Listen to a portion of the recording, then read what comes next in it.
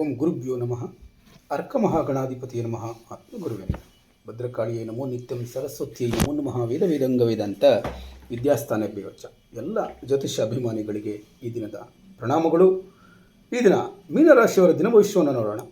16/6/2026 ಮಂಗಳವಾರ, ದ್ವಿತೀಯ ತಿಥಿ ಆರಿದ್ರ ನಕ್ಷತ್ರ, ಪುನರ್ವಸು ನಕ್ಷತ್ರ, ವೃದ್ಧಿಯೋಗ ಸಂಯೋಜನೆಗೊಂಡಿರುವಂಥ ಈ ದಿನದಲ್ಲಿ ದ್ವಿತೀಯ ತಿಥಿಯ ಸ್ಥಿರತೆ ಮತ್ತು ಧನಸಂಗ್ರಹ ಶಕ್ತಿ, ಆರಿದ್ರ ನಕ್ಷತ್ರದ ಆಳವಾದ ಚಿಂತನೆ ಮತ್ತು ಬದಲಾವಣೆಯ ಪ್ರಭಾವ, ನಂತರ ಪುನರ್ವಸು ನಕ್ಷತ್ರದ ಪುನರುಜ್ಜೀವನ ಮತ್ತು ಶುಭ ಫಲ, ಜೊತೆಗೆ ವೃದ್ಧಿಯೋಗದ ಬೆಳವಣಿಗೆಯ ಅನುಗ್ರಹ ನಿಮ್ಮ ಉದ್ಯೋಗ, ಹಣಕಾಸು, ಕುಟುಂಬ, ಆರೋಗ್ಯ, ಧಾರ್ಮಿಕ ಮತ್ತು ಆಧ್ಯಾತ್ಮಿಕ ಜೀವನದ ಮೇಲೆ ವಿಶೇಷ ಪರಿಣಾಮವನ್ನು ಬೀರ್ತಾ ಇದೆ.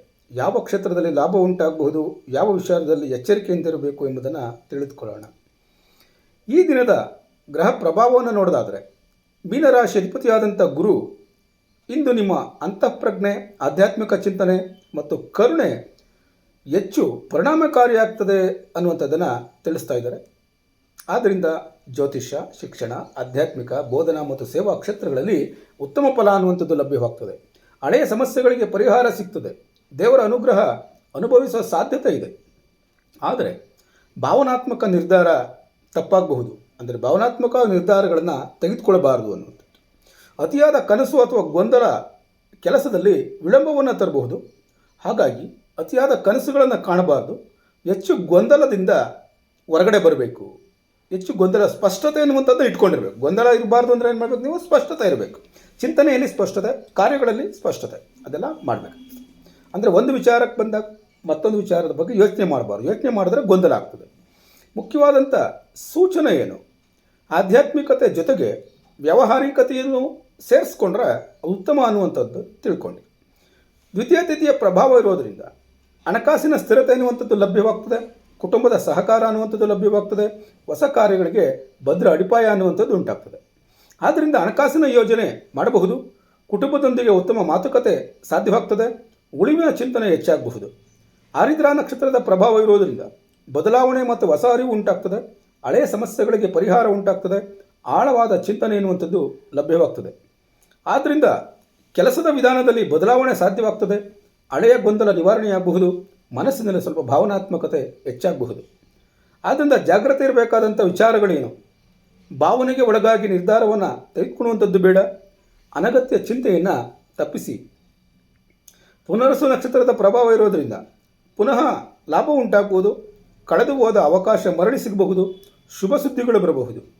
ಇಂದು ನಿಂತ ಕೆಲಸ ಪುನರ್ ಆರಂಭವಾಗಬಹುದು. ಹೊಸ ಸಂಪರ್ಕಗಳಿಂದ ಲಾಭ ಉಂಟಾಗಬಹುದು. ಧಾರ್ಮಿಕ ಆಸಕ್ತಿ ಎನ್ನುವಂಥದ್ದು ಹೆಚ್ಚಾಗಬಹುದು. ವೃದ್ಧಿಯೋಗದ ಪ್ರಭಾವ ಇರೋದರಿಂದ ಬೆಳವಣಿಗೆ, ಗೌರವ ಹೆಚ್ಚಳ, ಉದ್ಯೋಗ ಮತ್ತು ವ್ಯವಹಾರಗಳಲ್ಲಿ ಪ್ರಗತಿ ಉಂಟಾಗುವಂಥದ್ದು. ಇಂದು ಹೊಸ ಅವಕಾಶ ಸಿಗುವ ಸಾಧ್ಯತೆ ಇದೆ. ಜನರ ವಿಶ್ವಾಸ ಹೆಚ್ಚಾಗಬಹುದು. ಆದಾಯದಲ್ಲಿ ಸುಧಾರಣೆ ಎನ್ನುವಂಥದ್ದು ಉಂಟಾಗ್ತದೆ. ಇಂದು ಉದ್ಯೋಗ ಕ್ಷೇತ್ರದಲ್ಲಿ ಪ್ರಗತಿ, ಶುಭ ಫಲವನ್ನು ನೀಡುವಂಥ ಸಾಧ್ಯತೆ ಇದೆ. ನಿಂತ ಕೆಲಸಗಳು ಪೂರ್ಣಗೊಳ್ಳಬಹುದು. ಮೇಲಧಿಕಾರಿಗಳ ಮೆಚ್ಚುಗೆ ಸಿಗಬಹುದು. ಹೊಸ ಜವಾಬ್ದಾರಿ ಬರಬಹುದು. ಆದ್ದರಿಂದ ಜಾಗೃತಿಯಾಗಿರಬೇಕಾದಂಥ ವಿಚಾರಗಳೇನು? ಭಾವನಾತ್ಮಕವಾಗಿ ಕೆಲಸವನ್ನು ಮಾಡಬೇಡಿ. ವಿಳಂಬ ಮಾಡುವ ಅಭ್ಯಾಸಗಳನ್ನು ಬಿಟ್ಟುಬಿಡಿ. ವೃತ್ತಿಯ ಪ್ರಕಾರ ದಿನವಶವನ್ನು ನೋಡೋದಾದರೆ, ಶಿಕ್ಷಕರು, ಜ್ಯೋತಿಷಿಗಳು ಮತ್ತು ಆಧ್ಯಾತ್ಮಿಕ ಮಾರ್ಗದರ್ಶಕರಿಗೆ ಅತ್ಯುತ್ತಮ ಸ್ಪಂದನೆ ಎನ್ನುವಂಥದ್ದು ಸಿಗ್ತದೆ. ಉತ್ತಮ ಪ್ರತಿಫಲ ಅನ್ನುವಂಥದ್ದು ಸಿಗ್ತದೆ. ಗೌರವ ಹೆಚ್ಚಾಗ್ತದೆ. ಸೇವಾ ಕ್ಷೇತ್ರದಲ್ಲಿ, ಶಿಕ್ಷಣ ಕ್ಷೇತ್ರದಲ್ಲಿರುವಂಥವ್ರಿಗೆ ಹೊಸ ಅವಕಾಶಗಳು ಲಭ್ಯವಾಗ್ತದೆ. ಜೊತೆಗೆ ಯಶಸ್ಸು ಸಹ ಲಭ್ಯವಾಗ್ತದೆ. ವ್ಯವಹಾರಗಳಲ್ಲಿ ಇರುವಂಥವ್ರಿಗೆ, ಬಿಸ್ನೆಸ್ ಮಾಡುವಂಥವ್ರಿಗೆ ವ್ಯವಹಾರಗಳಲ್ಲಿ ವಿಶ್ವಾಸ ಮತ್ತು ಹೊಸ ಸಂಪರ್ಕಗಳಿಂದ ಲಾಭ ಉಂಟಾಗ್ತದೆ. ಈ ದಿನದ ಅನುಕೂಲಕರ ಕ್ಷೇತ್ರಗಳು ಯಾವ್ಯಾವು ಅಂತ ನೋಡೋದಾದರೆ, ಶಿಕ್ಷಣ ಕ್ಷೇತ್ರ, ತರಬೇತಿ ಕ್ಷೇತ್ರ, ಆಧ್ಯಾತ್ಮಿಕ ಕ್ಷೇತ್ರ, ಆನ್ಲೈನ್ ವ್ಯವಹಾರ, ಜೊತೆಗೆ ಜ್ಯೋತಿಷ್ಯ ಮತ್ತು ವಾಸ್ತು ಕ್ಷೇತ್ರ. ಈ ದಿನ ಹಣಕಾಸಿನ ವಿಚಾರದ ಬಗ್ಗೆ ನೋಡಿದರೆ ಧನಲಾಭ ಇರುವಂಥ ಸೂಚನೆ ಇದೆ. ಭಾವನಾತ್ಮಕ ಖರ್ಚುಗಳನ್ನು ನೀವು ಈ ದಿನ ನಿಯಂತ್ರಿಸಬೇಕಾಗ್ತದೆ. ಕುಟುಂಬ ಮತ್ತು ಸಂಬಂಧಗಳಲ್ಲಿ, ಕುಟುಂಬದಲ್ಲಿ ನೆಮ್ಮದಿ ಎನ್ನುವಂಥದ್ದು ಇರ್ತದೆ. ದಾಂಪತ್ಯದಲ್ಲಿ ಸಹಕಾರ ಅನ್ನುವಂಥದ್ದು ಲಭ್ಯವಾಗ್ತದೆ. ಜೊತೆಗೆ ಸಣ್ಣ ವಿಚಾರಕ್ಕೆ ನಾವು ಮನಸ್ಸನ್ನು ಕೆಡಿಸ್ಕೊಂಡು ಬಿಟ್ಟರೆ ಯಾವುದೇ ರೀತಿಯಾದಂಥ ಪ್ರಯೋಜನ ಇಲ್ಲ, ತೊಂದರೆ ಆಗ್ತದೆ ಎನ್ನುವಂಥದ್ದನ್ನು ತಿಳ್ಕೊಂಡಿರಿ. ಸಣ್ಣ ವಿಚಾರಗಳನ್ನು ದೊಡ್ಡದನ್ನಾಗಿ ಮಾಡ್ಕೊಳ್ಳೋದಕ್ಕೆ ಹೋಗಬೇಡಿ.